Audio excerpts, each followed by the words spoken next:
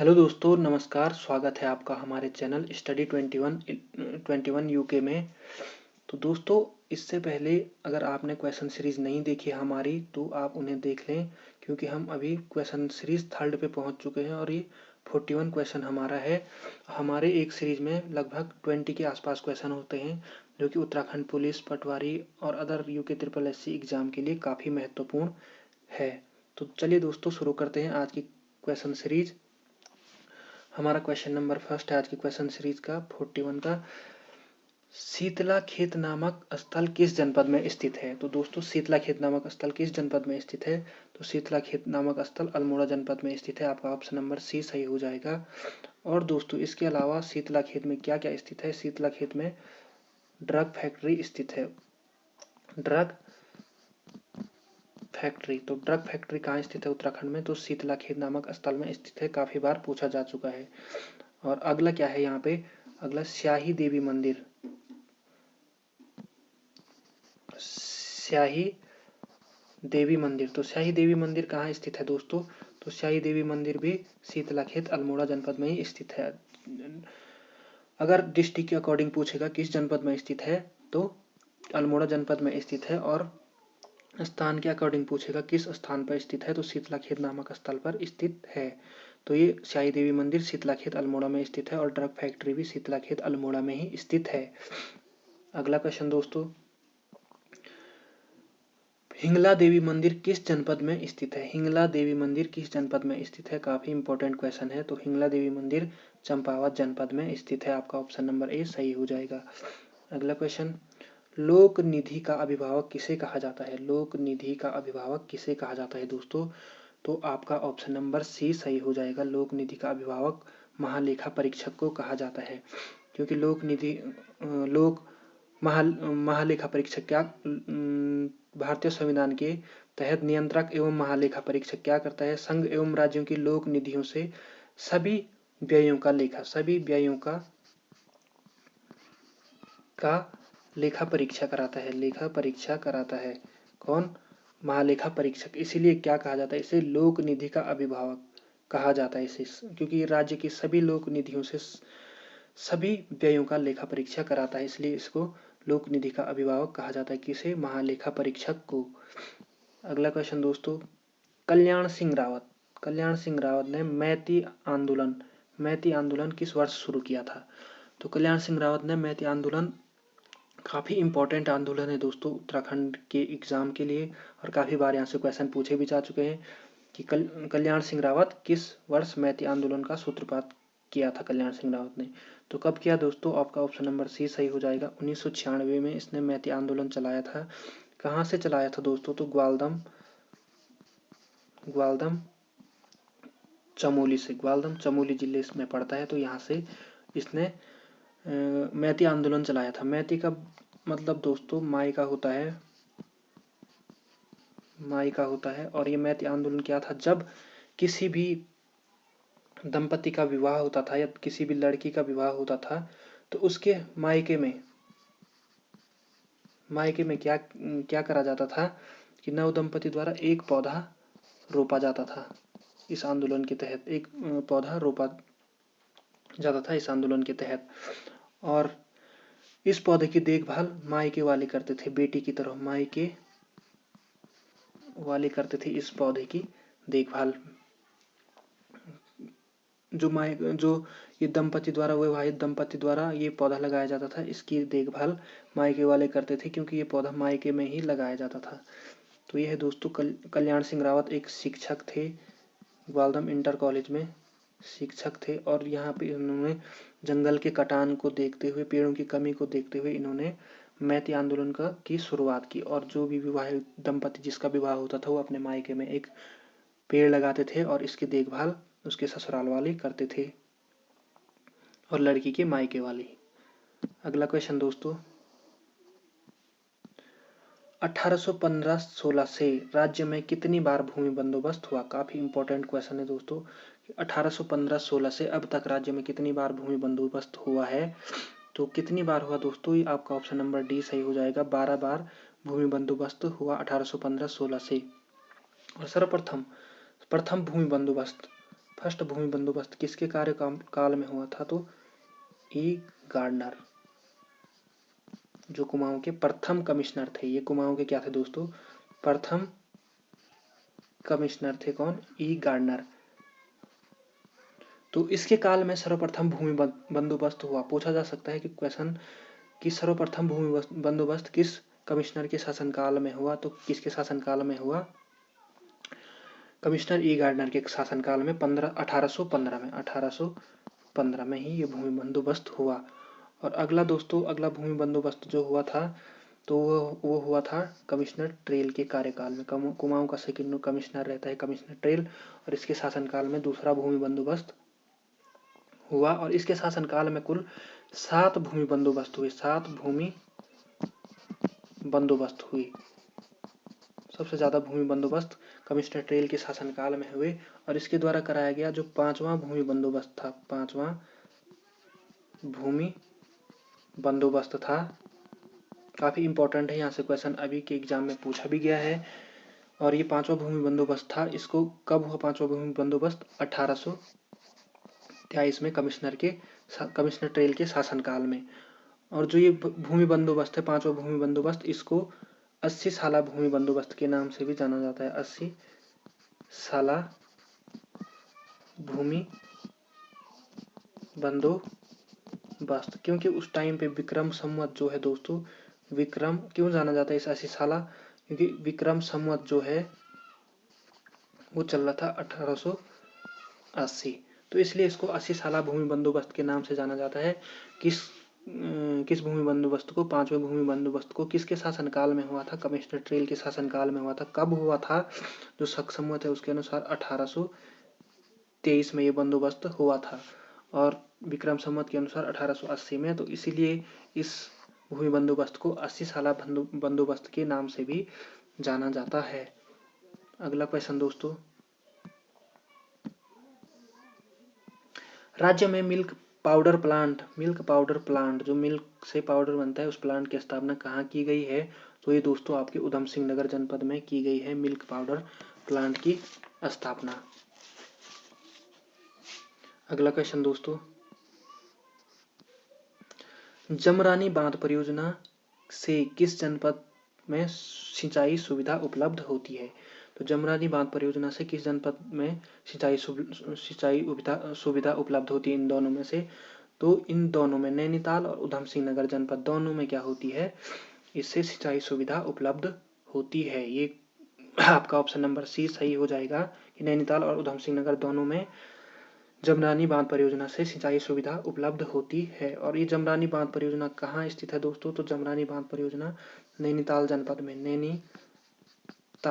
में स्थित है। जमरानी बांध परियोजना किस नदी पर स्थित है? क्वेश्चन पूछेगा तो गोला नदी पर स्थित है जमरानी बांध परियोजना। और ये जमरानी बांध परियोजना से दोस्तों नैनीताल और उधम सिंह नगर जनपद के लोगों के लिए पेयजल और सिंचाई सुविधा उपलब्ध होती है। पेयजल और सिंचाई सुविधा भी उपलब्ध होती है। तो यहाँ से इंपॉर्टेंट क्वेश्चन बनते हैं दोस्तों, जमरानी बांध परियोजना किस जनपद में स्थित है? तो ये नैनीताल जनपद में स्थित है।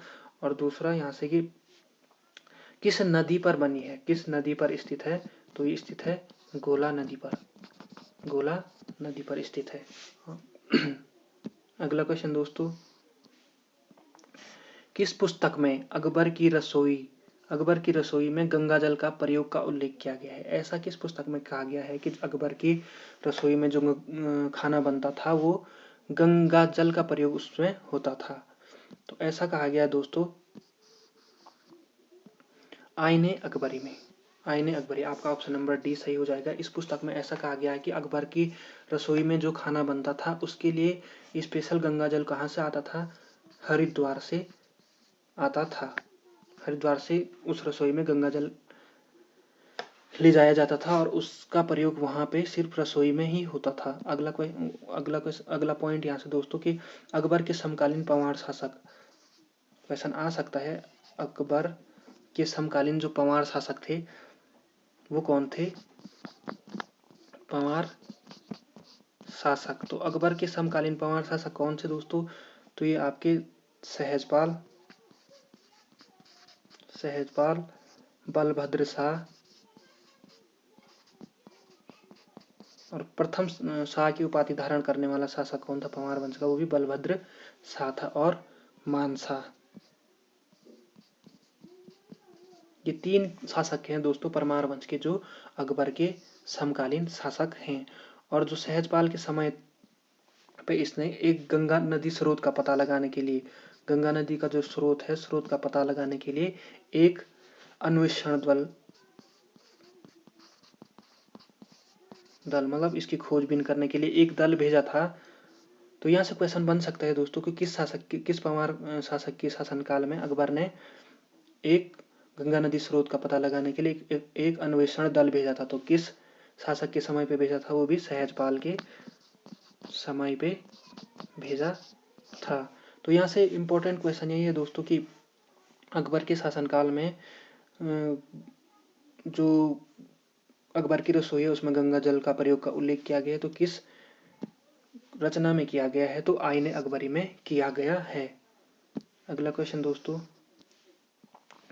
गोरखा काल में दासों की बिक्री का प्रमुख केंद्र क्या था। गोरखा काल में दासों की बिक्री का प्रमुख केंद्र क्या था। तो गोरखा काल में दोस्तों दासों की बिक्री का, दास जो सेवक होते थे उनकी बिक्री का प्रमुख केंद्र था हरिद्वार। हरिद्वार में दासों की मंडी लगती थी दोस्तों, और यहाँ पे दासों को बेचा जाता था, यहाँ से बाहर भी और उत्तराखंड में भी। अगला क्वेश्चन, स्थलिक किस पर्वत का प्राचीन नाम था। तो स्थलिक दोस्तों, स्थलिक थल केदार का प्राचीन नाम है। यहाँ पे थल केदार कहाँ पे स्थित है दोस्तों, थल केदार नामक स्थल, तो ये पिथौरागढ़ जनपद में स्थित है। पिथौरागढ़, यहाँ पे क्या है, थल केदार महादेव मंदिर स्थित है। थल केदार महादेव मंदिर भी स्थित है। तो क्वेश्चन यहाँ से इंपॉर्टेंट बनते हैं दोस्तों, एक तो यही कि स्थलिक किस पर्वत का प्राचीन नाम है, तो स्थलिक थल केदार पर्वत का प्राचीन नाम है। थल केदार कहाँ स्थित है, तो पिथौरागढ़ जनपद में थल केदार स्थित है। और थल केदार शिव मंदिर कहाँ स्थित है, थल केदार महादेव मंदिर या थल केदार शिव मंदिर कहाँ स्थित है, तो ये भी पिथौरागढ़ जनपद में ही स्थित है। अगला क्वेश्चन, तालेश्वर ताम्रपत्र, तालेश्वर ताम्रपत्र में द्विजवर्मन के दूत के रूप में किस व्यक्ति का उल्लेख मिलता है। तो तालेश्वर ताम्रपत्र में द्विजवर्मन के राजदूत के रूप में किस व्यक्ति का उल्लेख मिलता है दोस्तों। तो तालेश्वर ताम्रपत्र में आपका ऑप्शन नंबर ए सही हो जाएगा, सूर्यदत्त का उल्लेख मिलता है। इसको द्विजवर्मन का राजदूत बताया गया है, सूर्यदत्त को। और तालेश्वर ताम्रपत्र दोस्तों कहाँ से प्राप्त हुआ है, अल्मोड़ा के तालेश्वर गांव से, तालेश्वर गांव से प्राप्त हुआ है दोस्तों क्या, तालेश्वर ताम्रपत्र। और कब प्राप्त हुआ था ये, ब्रिटिश शासनकाल में 1915 में यहाँ से 2 ताम्रपत्र प्राप्त हुए थे, 2 ताम्रपत्र प्राप्त हुए थे यहाँ से तालेश्वर अल्मोड़ा से। एक द्विजवर्मन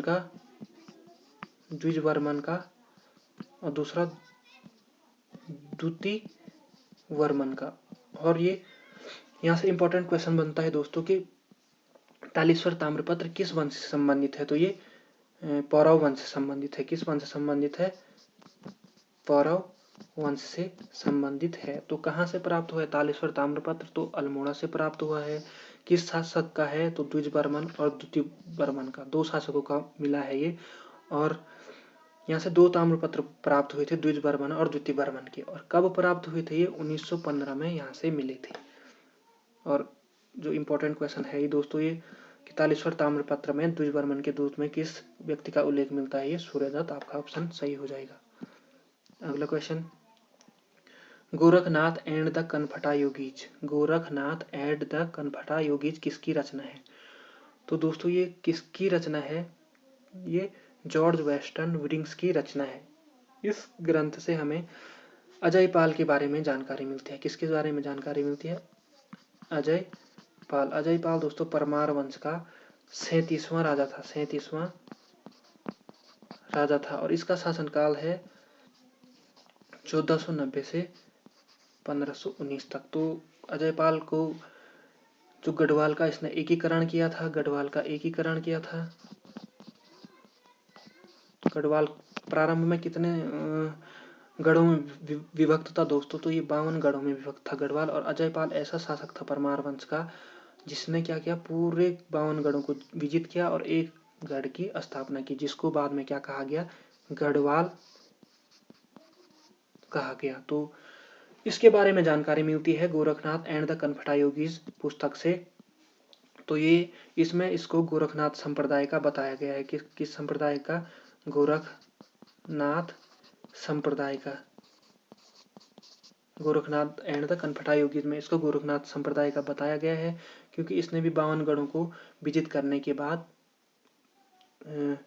गोरखनाथ संप्रदाय का अनुयायी हो गया था ये, और इसको यहाँ पे एक पंथ का संस्थापक माना गया है। एक पंथ या शाखा, जो गोरखनाथ संप्रदाय की एक शाखा होगी तो इसको पूरा एक शाखा का स्थापक माना गया है अजयपाल को। तो Gorakhnath and the Kanakata yogis किसकी रचना है, जॉर्ज वेस्टर्न विलियम्स की रचना है। किसके बारे में जानकारी प्राप्त होती है परमार वंश में, तो अजयपाल के बारे में जानकारी प्राप्त होती है यहाँ से। इतने फैक्ट काफी इंपॉर्टेंट है दोस्तों यहाँ से।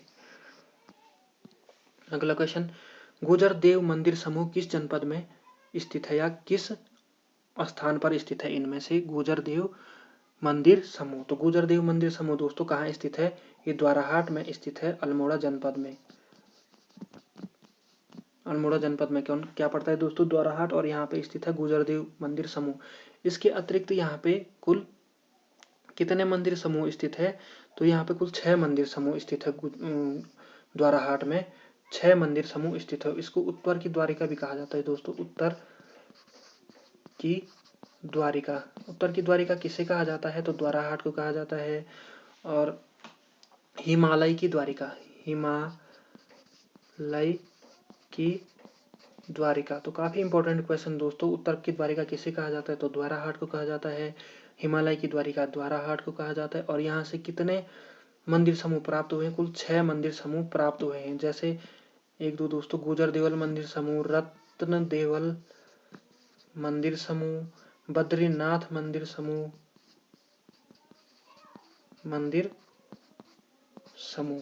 तो ये भी काफी कंफ्यूजिंग क्वेश्चन हो जाता है दोस्तों कि बद्रीनाथ मंदिर कहाँ स्थित है, तो ये तो जो मेन वाले चमोली जनपद में स्थित है।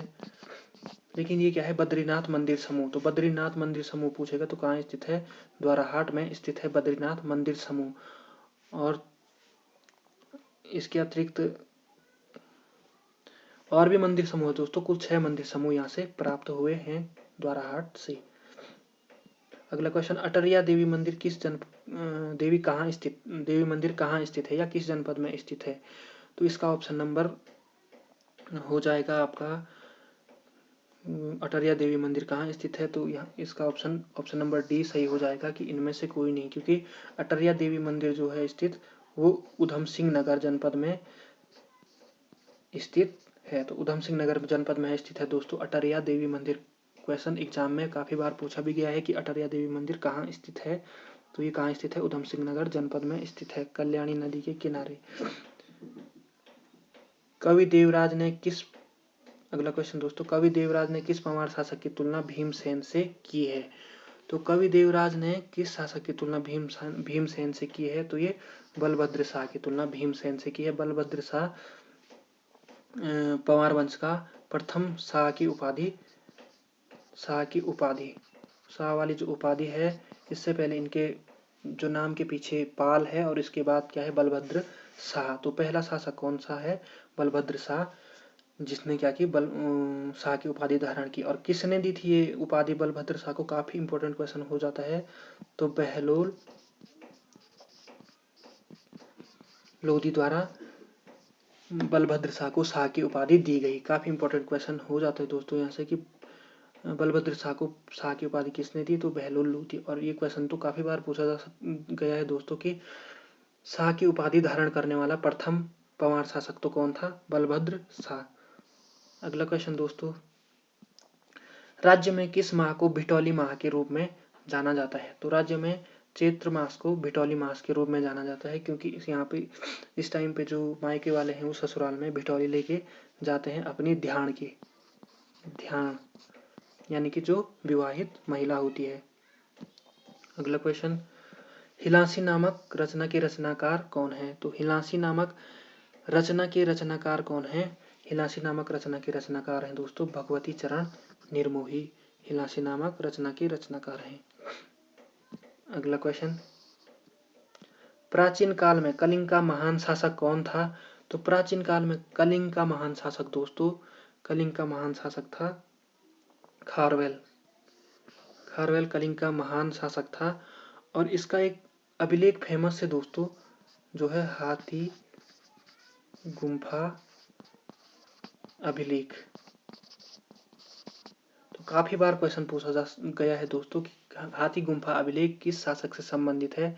तो कलिंग नरेश खारवेल से संबंधित है हाथी गुम्फा अभिलेख, क्योंकि इसी का है। और कहाँ स्थित है ये अभिलेख? उड़ीसा के भुवनेश्वर नामक स्थान पर, उड़ीसा में स्थित है। और कहाँ पे? भुवनेश्वर नामक स्थान पर है हाथी गुम्फा अभिलेख। किससे है संबंधित? तो खारवेल से संबंधित है।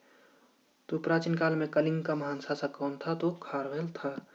अगला क्वेश्चन दोस्तों, इग्लू किस जनजाति का आवास है? ये क्वेश्चन तो आपने काफी बार पढ़ा होगा दोस्तों, क्योंकि पिछले सब्जेक्टों में भी है 6-7 में। इग्लू किस जनजाति का आवास है? तो इग्लू दोस्तों किस जनजाति का आवास है इग्लू? तो इग्लू दोस्तों एस्किमो जनजाति का आवास है। कहाँ? किस जनजाति का? एस्किमो जनजाति का। और एस्किमो जनजाति कहाँ पाई जाती है दोस्तों? पृथ्वी के उत्तरी क्षेत्र में, पृथ्वी के उत्तरी ध्रुव वाले क्षेत्र में पाई जाती है एस्किमो जनजाति। और ये इनके बर्फ के बने घर होते हैं। किसके बने? बर्फ के घर होते हैं। किस जनजाति से संबंधित है इग्लू आवास? तो ये इग्लू जनजाति से संबंधित है, वो एस्किमो जनजाति से संबंधित है।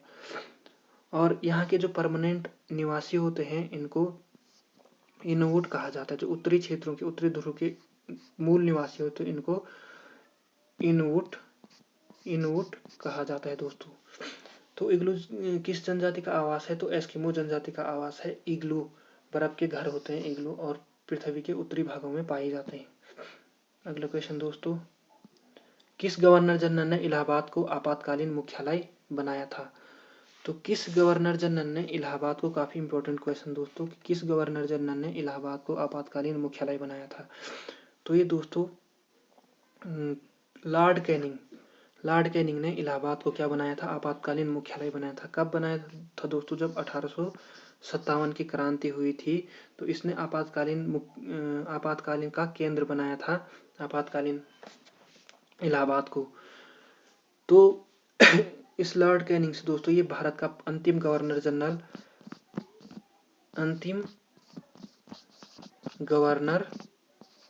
जनरल, भारत का अंतिम गवर्नर जनरल और भारत का प्रथम वायसराय। भारत के प्रथम वायसराय कौन थे? तो लॉर्ड कैनिंग। भारत के अंतिम गवर्नर जनरल कौन थे? तो लॉर्ड कैनिंग। यहाँ से काफी इंपॉर्टेंट क्वेश्चन है दोस्तों। इसने 1857 की क्रांति के समय क्या बनाया था? आपातकालीन मुख्यालय। किसको बनाया था?